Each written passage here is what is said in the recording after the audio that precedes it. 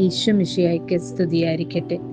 മലമുകളിൽ നിന്ന് ഒഴുകിയിരുന്ന ഒരു നീർച്ചാൽ കല്ലുകളും പാറക്കെട്ടുകളും പലപ്പോഴും വഴിമുടക്കി പലവട്ടം ഒഴുക്ക് നിലച്ചു നിശ്ചലമായിട്ടുണ്ട്.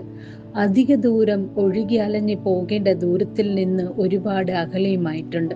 പക്ഷേ ഓരോ തടസ്സങ്ങളും നീർച്ചാലിന് വഴി കണ്ടെത്താനുള്ള മാർഗങ്ങളായിരുന്നു.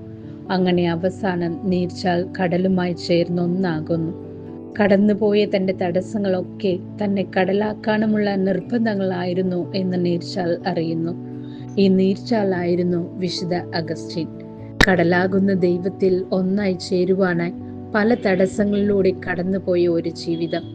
വിശുദ്ധ അഗസ്റ്റിൻ്റെ ജീവിതം നമ്മെ ഒരു വലിയ സത്യം പഠിപ്പിക്കുന്നു. മനുഷ്യഹൃദയം പലപ്പോഴും ദൈവത്തോട് പറയുന്നത്, അതെ, ഞാൻ നിന്നെ പിന്തുടരും, പക്ഷേ നാളെയാകട്ടെ, പിന്നെയാകട്ടെ എന്നാണ്. അഗസ്റ്റിൻ തന്നെ തൻ്റെ കൺഫഷനിൽ സമ്മതിക്കുന്നു. അവൻ ഉണരാൻ പലപ്പോഴും ശ്രമിച്ചു, പക്ഷേ പഴയ ശീലങ്ങളും ലൗകിക ആകർഷണങ്ങളും വീണ്ടും വീണ്ടും അവനെ കീഴടക്കി.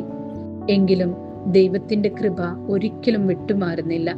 ഒരു ദിവസം അവൻ കണ്ണീരോടെ നിലവിളിക്കുമ്പോൾ സമീപത്തെ വീട്ടിൽ നിന്നു കേട്ടു, തോളെ ലജ്ജെ എടുത്തു വായിക്കൂ. അഗസ്റ്റിൻ തിരുവെഴുത്ത് തുറന്നു. റോമർ 13-ാം അധ്യായത്തിലെ വചനം അവൻ്റെ കണ്ണിൽ പതിച്ചു. പകലിന് യോജിച്ച വിധം നമുക്ക് പെരുമാറാം.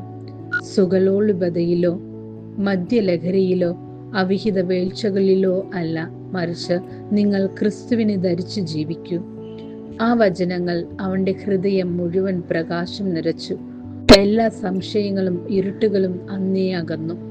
അത് തന്നെയായിരുന്നു അവൻ്റെ ജ്ഞാനോദയം. അവൻ ഇപ്പോൾ തന്നെ എന്ന് പറഞ്ഞ് ദൈവത്തെ ഏറ്റുവാങ്ങിയ നിമിഷം. പ്രിയരെ, നമ്മുടെ ജീവിതത്തിലും ദൈവം പലപ്പോഴും വിളിക്കുന്നു, ഇപ്പോൾ തന്നെ. പക്ഷേ നമ്മളും പലപ്പോഴും പറയുന്നു, പിന്നെയാകട്ടെ. പഴയ ശീലങ്ങൾ, ചെറിയ സ്വാർത്ഥതകൾ, ലൗകിക ബന്ധനങ്ങൾ എല്ലാം നമ്മെ പിടിച്ചു നിർത്തും. പക്ഷേ അഗസ്റ്റിൻ പോലെ ഒരിക്കൽ ധൈര്യത്തോടെ പറയണം, ഇനി വേണ്ട, ഇപ്പോൾ തന്നെ ഞാൻ ക്രിസ്തുവിനെ പിന്തുടരുന്നു. കാരണം ജാഗരണം ഉറക്കത്തേക്കാൾ നല്ലതാണ്. അവസാനമായി വിശുദ്ധ അഗസ്റ്റിൻ്റെ തന്നെ പ്രാർത്ഥന നമ്മുടേതെയും ആകട്ടെ. എൻ്റെ ദൈവമേ, നീ എൻ്റെ ബന്ധനങ്ങൾ തകർത്തു. ഇപ്പോൾ എൻ്റെ ഹൃദയം മുഴുവൻ നിനക്കാണ്. ആമേൻ.